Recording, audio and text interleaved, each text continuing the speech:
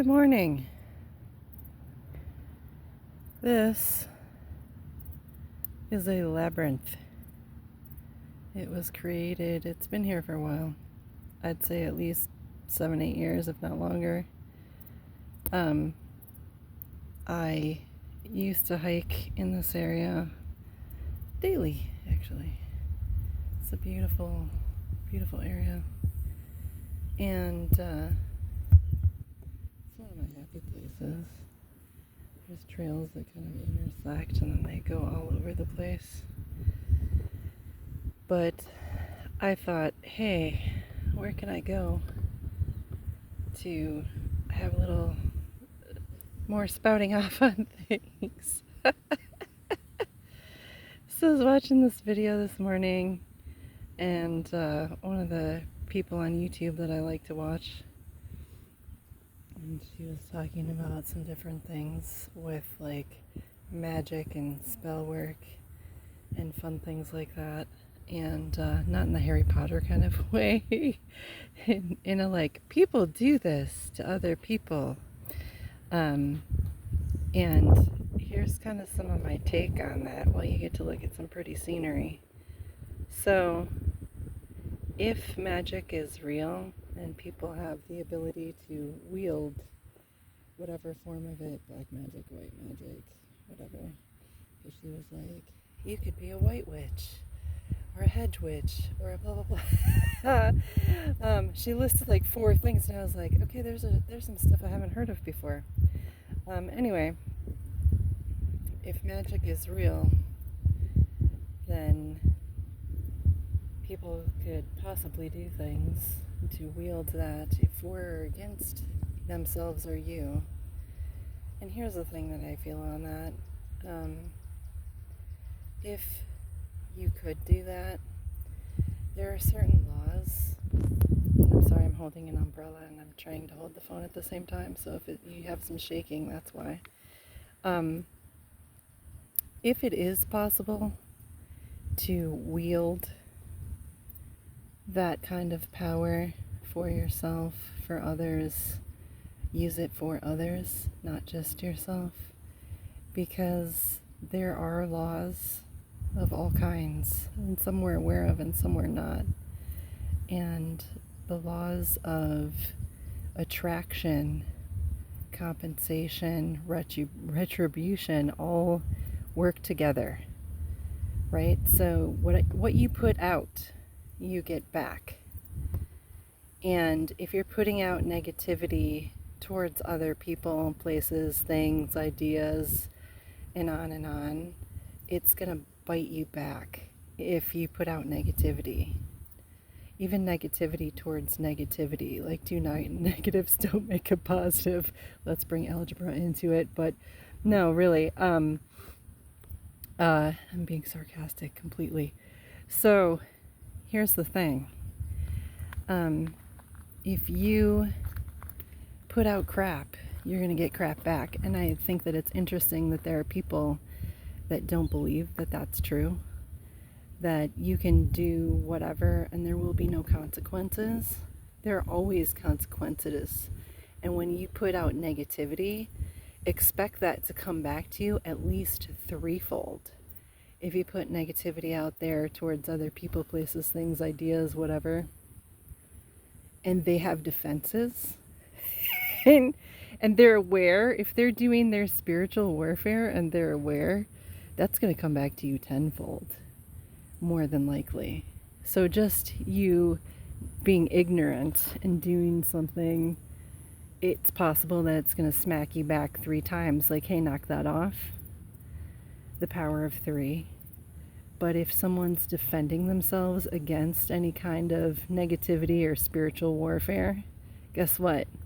Whatever you did to them will very well come back to you times 10. Or depending on the person, some people will defend themselves with times 100, times whatever, return to sender, things like that. I hear a lot of interesting things in regard to spiritual, lots of things. And I just find it interesting. So again, I'm in nature because nature, especially like this, is where you come to be grounded. When people made references to like tree huggers, you're supposed to hug a tree for a purpose. It's not just, oh my God, we gotta save the nature. The purpose of hugging a tree is so that because the tree is rooted in the ground, it's grounded, and it will in turn ground you if you have the intention of hugging the tree and having that energy affect you. It's just like a lot of other things that are energetic. I know I'm kind of going off on a thing here, but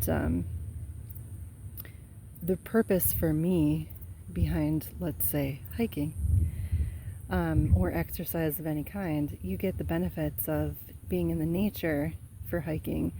When you do exercise of any kind, you have the benefits of endorphins, serotonin, fun things like that affect you physically. But when you're out in nature, it actually helps to clear your energy. So your chakras, not chakras, because it's not shocking, it's CH, chalk, like a piece of chalk. Your chakras become cleared and more aligned, especially if you have that intention, but even if you don't. And the thing that I like about this, that someone built and has on some level maintained, like none of these little bushes were here in this labyrinth before, originally when it was here, and it has expanded somewhat, I think, is that a labyrinth is for contemplation. So you can come here, or a place like this. You can only come here if you know where it is, and I'm not going to say where it's at.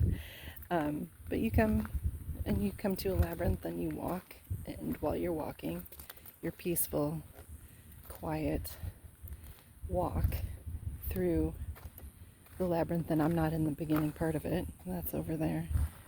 You have you're in your silence, whatever is going on in your head, where you can think about that, or you can try and let that go while you go back and forth.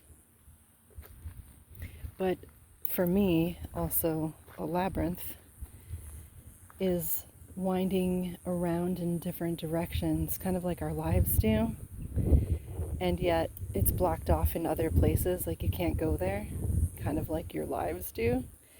So it's also a spiritual experience for that reason, if you think about the twists and turns that your life path has taken and where that path leads.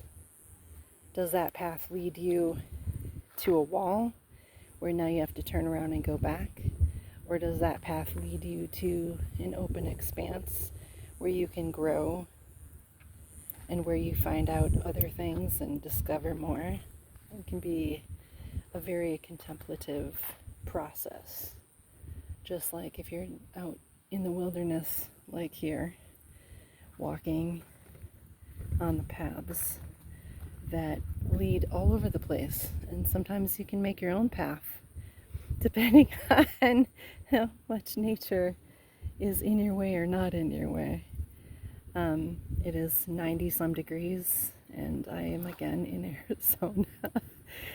So I have the umbrella with me right now for this, also to help me see. Bring your own shade if you're going to come out, or at least bring lots of water. But yeah, this is why I like coming to the desert. I think it's interesting that biblically even people would wander the desert like that was a bad thing. I mean, it is if you don't have water. But otherwise, it's not bad. And it can be relaxing and fun. I love this. We have so many, we're surrounded by so many mountains in different areas. It's amazing. There was a bunch of things that I thought of on the way here in the car, and maybe at some point I will put some sort of holder up so that while I'm traveling around and I'm ranting in the car, you get the benefit of the fun things that come out of my mouth. But other than that, I just figured I would share some of this today and the beauty of this nature. And some people look at this and go, meh, it's desolate, it's sparse. But look, there's resilient life right here. Everywhere you look, you know, some of it's been growing, some of it's like, help me. And we just had some storms, so there are some things that are down here in different places that I've already noticed. But part of living life and having happiness and peace, and look, there's a bird up there. I don't know if you can see it. It's pretty cool. It's flinging around. It's circling. It's not a vulture though, although I have seen those. Part of living a happy life, a good life, is being able to appreciate the small things around you and finding peace and pleasure in those things. And this is where I find some peace and some pleasure. Besides, I entertain myself with my comedic stylings in the car. And eventually I'll share those. But for now, I just thought that I would come here and share this. I hope you enjoy your day, or your night, or your afternoon, wherever it is that you're at and when you're watching this. This is Katana's mom. See ya.